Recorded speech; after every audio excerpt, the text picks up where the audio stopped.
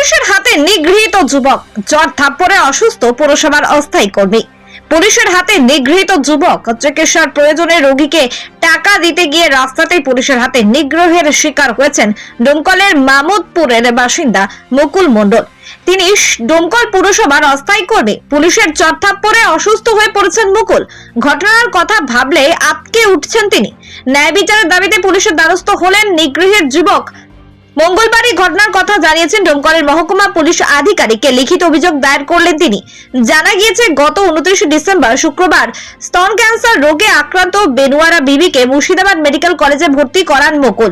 মামির অপারেশনের জন্য প্রয়োজন ছিল টাকার। শনিবার মুমূর্ষু রোগীকে বাইকে করে টাকা দিতে যাচ্ছিলেন তিনি।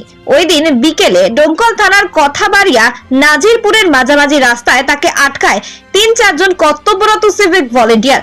তারা গাড়ির কাগজ দেখতে চাইলে তিনি বলেন গাড়ির কাগজপত্র বাড়িতে রয়েছে, তাকে কিছু সময় দিলে কাগজপত্র নিয়ে আসতে পারবেন। তার কোনো কথা না শুনে জোরপূর্বক পুলিশ গাড়িতে তোলা হয় যুবককে। ওই গাড়ির ভেতরে তাকে এলোপাথারি চড় থাপ্পড় মারা হয় বলে অভিযোগ। পাশাপাশি অকথ্য ভাষায় গালিগালাজও করা হয়। যুবকের কথায় হেলমেট পরেছিলেন তিনি, তার কাছে আধার কার্ড এবং ড্রাইভিং লাইসেন্সও ছিল, সেগুলো দেখানো হয়। কিন্তু পুলিশ কর্মীরা আসল কাগজ দেখতে চান, তা দেখাতে না পারায় তার উপর শারীরিক নিগ্রহ করা হয় বলে অভিযোগ। ওই নিগৃহীত যুবকের আরো অভিযোগ, তাকে থানায় নিয়ে আসার সময় হুমকিও দেন ডোমকল থানার সাব ইন্সপেক্টর রবিউল আলম মির্জা। ডোমকল মহকুমা হাসপাতালে মেডিকেল করাতে নিয়ে যাওয়ার সময় শাসানি দিয়ে বলা হয় ডাক্তারের কাছে যাতে কিছু না বললে সমস্যা আরো বাড়বে। অন্যদিকে মঙ্গলবার ন্যায় বিচারের দাবিতে ডোমকলের মহকুমা পুলিশ আধিকারিককে লিখিত অভিযোগ দায়ের করেছেন মুকুল। পাশাপাশি এসপি ও ডিএম কে পোস্টের মাধ্যমেও অভিযোগ জানানো হয়েছে।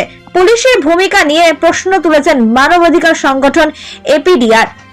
Bureau report, news NGM.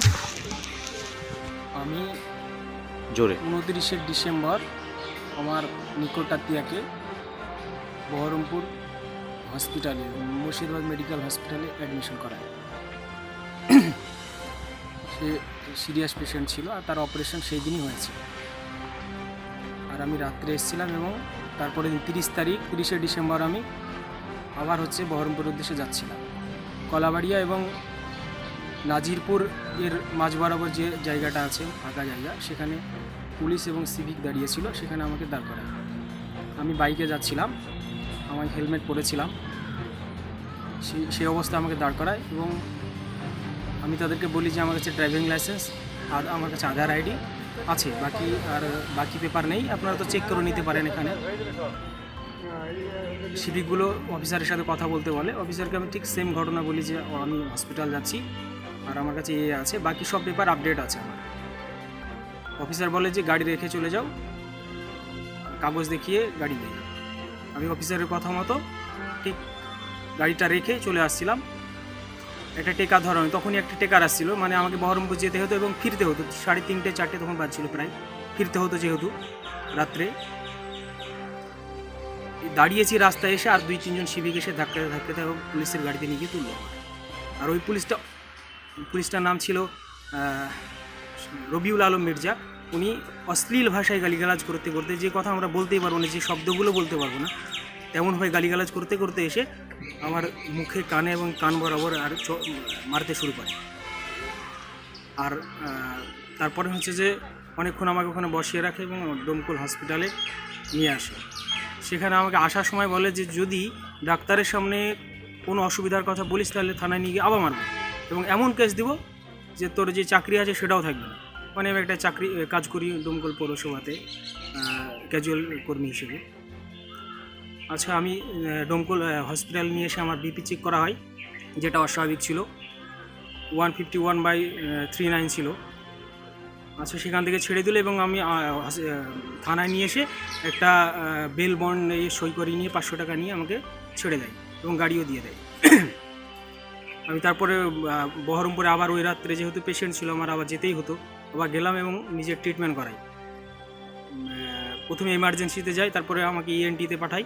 সেখান থেকে প্রেসক্রিপশন করে নিয়ে আমার সমস্যার কথা জানিয়ে যে কানে অস্বাভাবিকতা বোধ করছি, এখনও করছি, সেটা প্রায় 1000 টাকার ওষুধ কিনি আমি সেই দিনকে। ট্রিটমেন্ট চলছে, এবার ওষুধ খাচ্ছি এবং অস্বাভাবিকতা এখন কিন্তু কোনো কিছু কমেনি। আপনাকে কি দিয়ে মারধর করেছে? 2 হাত দিয়ে মেরেছে। কতবার মেরেছে? কম করে 30 বার মেরেছে, তা 30টা থাপ্পড় মেরেছে কম করে। হুম। সেটা মানে কোনো চিন্তা এত মারলো যে অন্য কোনো দেখারও চিন্তা ছিল না, সময় পাইনি আমি যে কে মারছে আমাকে না মারছে। ওই অফিসারটা মেরেছে। সিভিকরা কি মারধর? না, সিভিকরা মারেনি, অফিসারই মেরেছে? অফিসারই মেরেছে। আপনার অপরাধটা কি ছিল? আমি তো নিজেই জানি না, আমি তো বলছি আমার গাড়ি আমি কিছুই জানি না ব্যাপারে যে মারলো কেন আমাকে। যদি আমার ড্রাইভিং লাইসেন্স ফেল থাকে বা ইন্স্যুরেন্স ফেল থাকে বা কোনো গাড়ির কোনো সমস্যা থাকে তো আমার নামে একটা ফাইন করতে পারে, কিন্তু আমার তো কোনো কিছু ফেল নাই।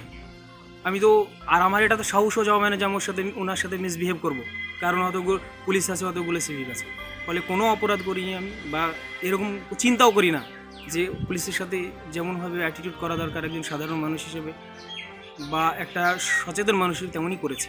বাট উনি ওনার হয়তো ইচ্ছা ছিল যে ও ওনাকে কিছু দিয়ে চলে যায়, এরকম একটা ইন্টেনশন থাকতে পারে। হুম। আপনাকে কি ধরনের হুমকি দেওয়া হয়েছে, মানে গাড়িতে করে তুলে নিয়ে আসার পর হ্যাঁ, কি ধরনের হুমকি দেওয়া? গাড়িতে বসে বসে যখন উনি বললেন যে তোকে ছেড়ে দেবো, কিন্তু যদি ডাক্তারের সামনে গিয়ে যদি উল্টোপাল্টা কথা বলিস এমন মারবো আর এমন কেস দেবো জীবনে তুই জামিন পাবি না। কে বলেছে কথাটা? ওই রবিউল আলম মির্জা, পুলিশ অফিসার, কোন থানায় উনি? ডোমকল থানা। আজকে কি করলেন?